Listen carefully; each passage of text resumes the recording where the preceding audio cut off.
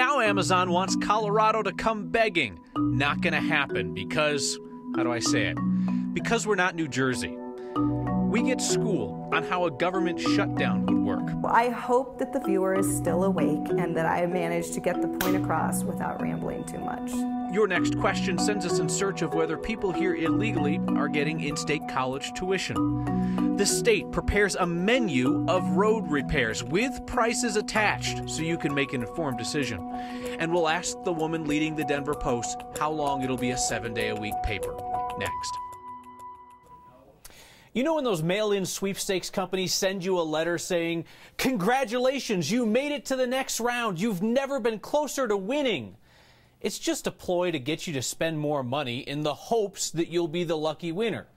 That is pretty much what Amazon did today, telling Denver and 20 other cities that we are on the short list to score its second headquarters. Brandon Ritteman looks at what Amazon wants us to do now.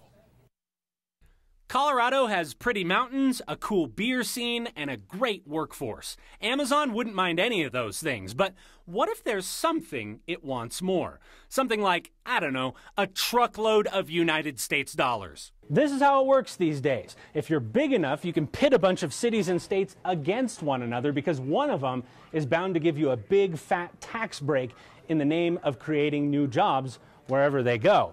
Now, looking at Amazon's map, we can tell a couple of things. One is that they seem to have some inclination towards going to the East Coast. Challenge number one for Denver. Challenge number two, having 20 cities in could create a whole new round of bidding, a bidding war. And if that's the case, Denver's got another problem. We've already put in our best offer. We don't buy companies. J.J. Ament heads Denver Metro Economic Development. They're the ones who put in Denver's bid. We don't have to compete with temporary financial incentives. We have a whole bunch of other things that we believe are more important in the long run for any company's success. That's a nicer way of saying if it's all about money, we're gonna lose. Here's why. Colorado just made its biggest incentive offer ever, $34 million to Charter Cable if they bring the jobs they said they would. But that's small potatoes. Nevada recently ponied up $1.25 billion for Tesla to build a battery factory near Reno. For Amazon, New Jersey is already offering $7 billion in tax incentives. That's about an entire year's worth of what we all pay in Colorado state income tax. It does make you wonder, why does it take $7 billion to make a company want to be in New Jersey? I'm not sure. Not that you're dissing them, but... We don't diss other communities, but it does make you wonder. If money can buy Amazon's love, they'll probably get plenty. If they love the mountains and the beer and the workforce, though, they can put a ring on it, or we can just stay friends. For Next, I'm Brandon Ritteman.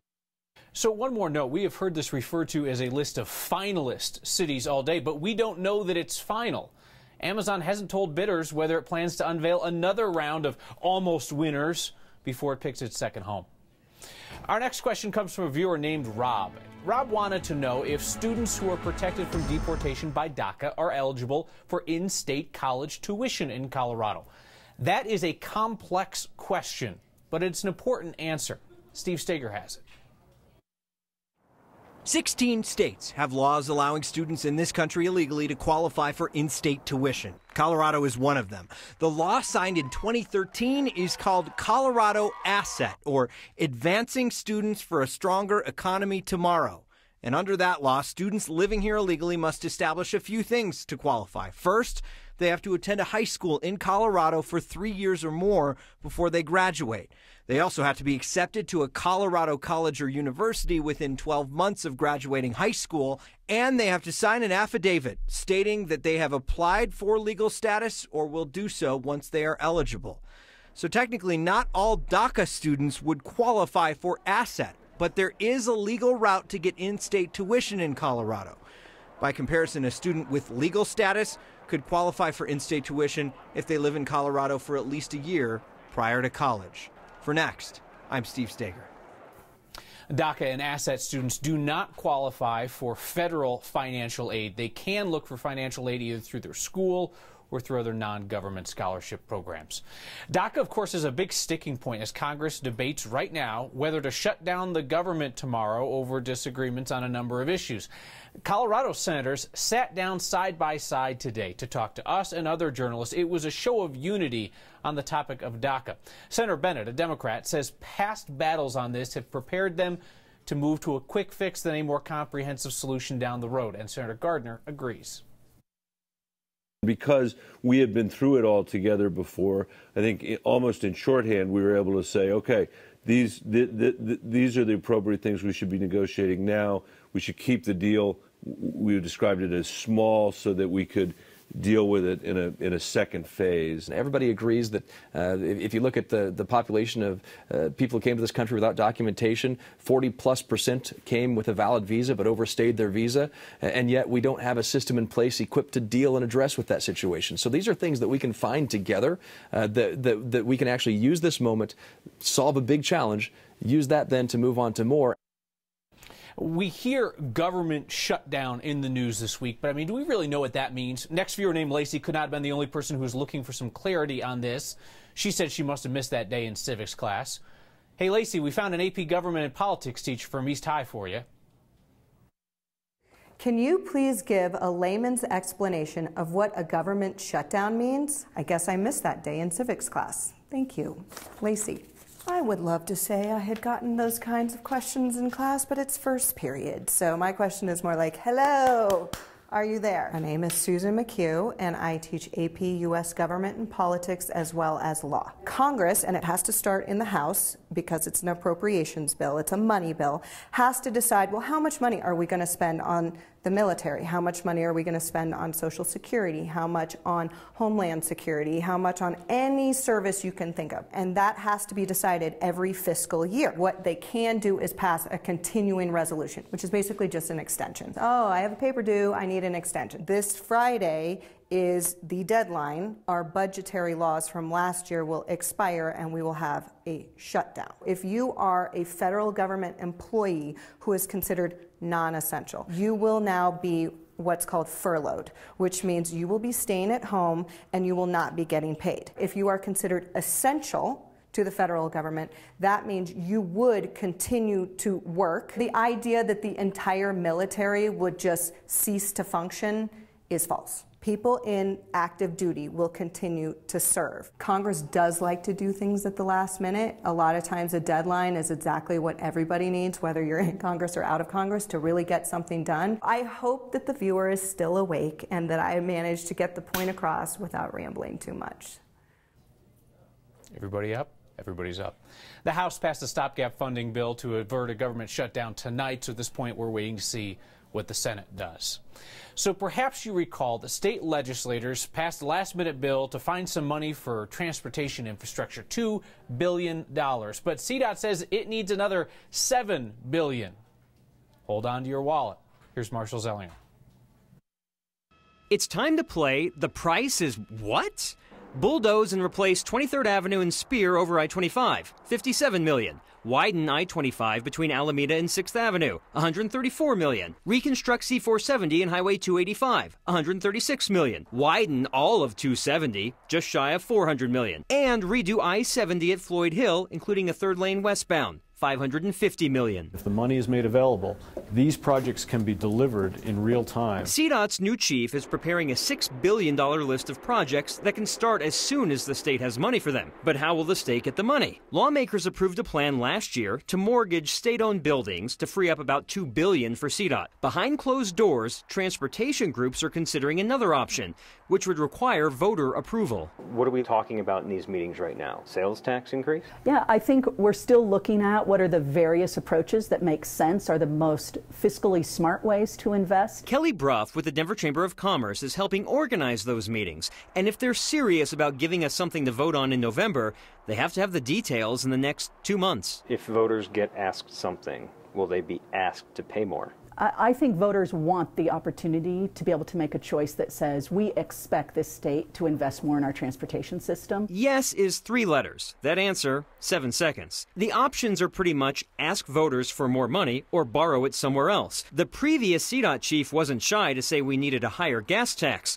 How about the new chief? Would you prefer sales tax or gas tax? This is going to sound like I'm punting, but I am completely agnostic. Whatever the revenue source is, people are going to have to pay. For Next, I'm Marshall Zellinger.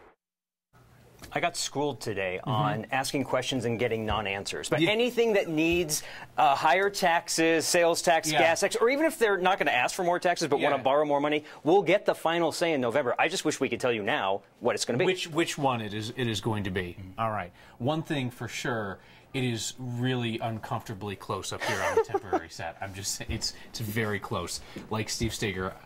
I don't know what you're talking about. Exit stage right. We'll be near a record high tomorrow. It's a beautiful day for moving. Get moving. Though the Denver Post wishes it probably was not out of the city of Denver. The editor will join us next to talk about a future for that shrinking paper.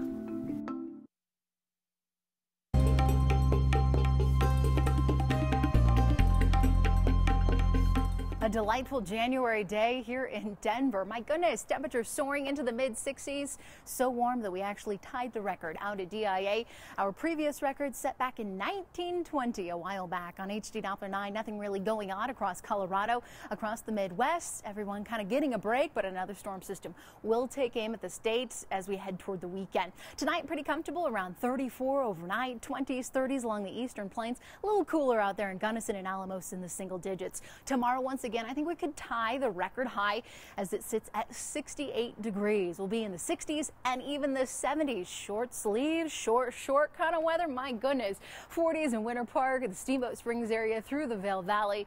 High pressure has been building in, but it scoots off to the east, making way for our next storm system. It arrives across Colorado Saturday afternoon into the evening for the Denver metro area and then continues overnight into Sunday morning. Right now, it looks like we could see some measurable snowfall out of this storm, about 2 to 5 inches by Sunday evening in the Denver area. Higher amounts just off to the east, to the north, and also across our southwestern suburbs through Littleton, Highlands Ranch, Castle Rock. And then look at that, the foothills into the high country, 6 to 12 inches possible.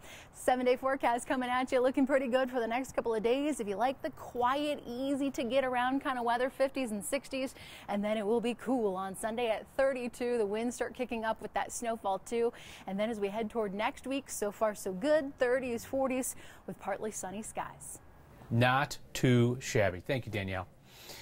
If there was a big moment in Colorado history in the last few decades and you did not happen to witness it personally, there is a very good chance your view was provided by Ed Andrieski. Ed was a photographer for the Associated Press, bit of a legend in this town, passed away this week. Tom Green remembers the man and his work. His job was to take us there, the places that we could not be, or didn't want to be. For 35 years, Ed Andrieski took the pictures of our time, both good and bad, for the Associated Press. When a president came to Colorado, Ed was there. When the game was on the line, well, Ed was there too. The characters that we came to know and the moments that we'll never forget, all playing out in front of his lens to share with us all. Ed died this week here in Denver. He was 73 years old, but he leaves behind a treasure trove of brilliant and important images.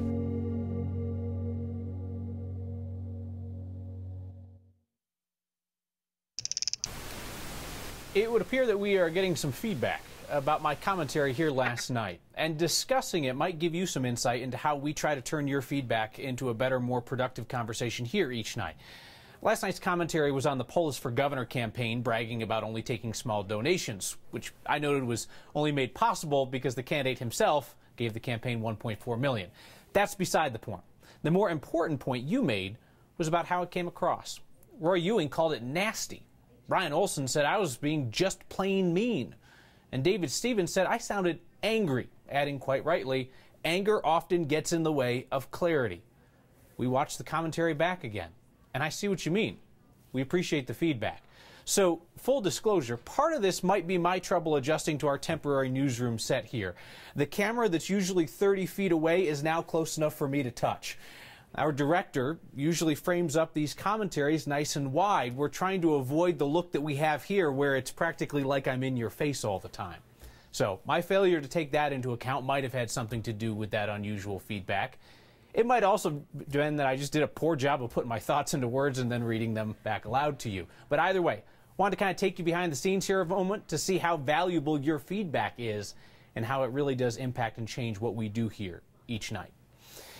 The Denver Post moves out of downtown at the end of this week, a week that has seen the departure of the paper's publisher and the imposition of a paywall, trying to force digital readers to pay for unlimited access to the Post journalism. The Post editor, Leanne Colasciopo, is leading the paper through what is easily one of the most challenging times in its 125-year history. I consider it my core job to make sure that this newspaper is here for the editor who takes over after me and the one who takes over after them. Of course, I'm from here. I grew up here in Denver. I got into journalism reading the Denver Post, so it's sort of just been a part of me from the beginning, and it would break my heart if anything didn't happen to it.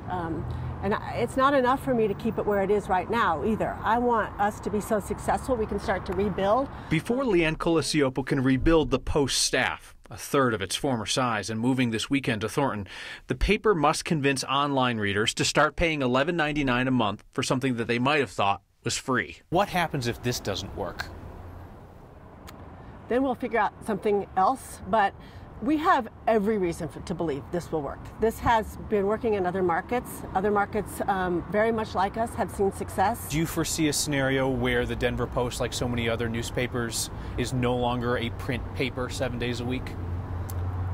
I think that most reasonable people would say that sometime, somewhere out there, the print product as we know it won't be like it is now, but I don't think it's anything imminent for us. Imminent is the move out of the perch over downtown, and a sink-or-swim moment for the Post digital subscription plan. You plan and plan and plan, and then you finally get to hit the go button. Of course, meanwhile, we are packing boxes, so that's been a difficult part of it, but we're ready for a new start. If you'd like to watch our entire unedited conversation, we'll put that up on the next Facebook page. A prominent park feature in Denver is getting a significant makeover, and one savvy viewer has figured out what we are really doing with our main studio, and it's scandalous stuff.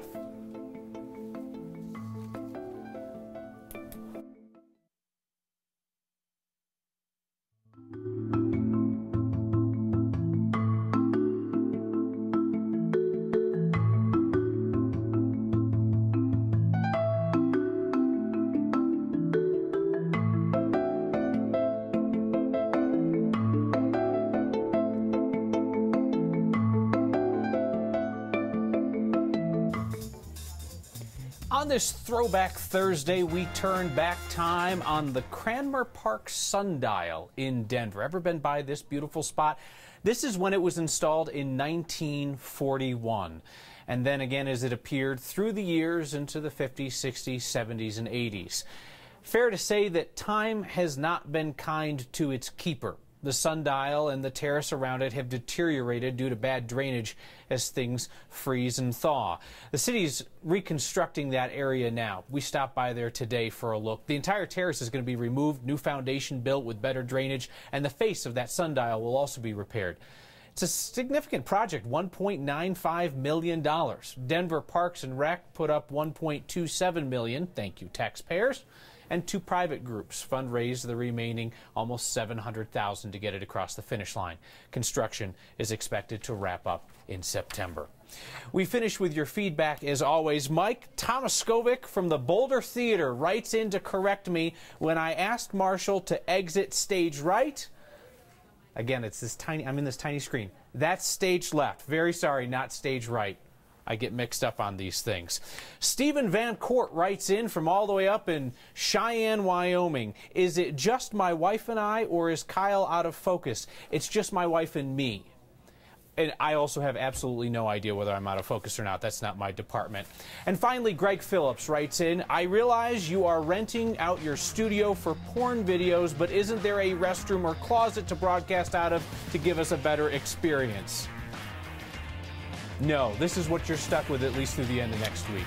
See you next time.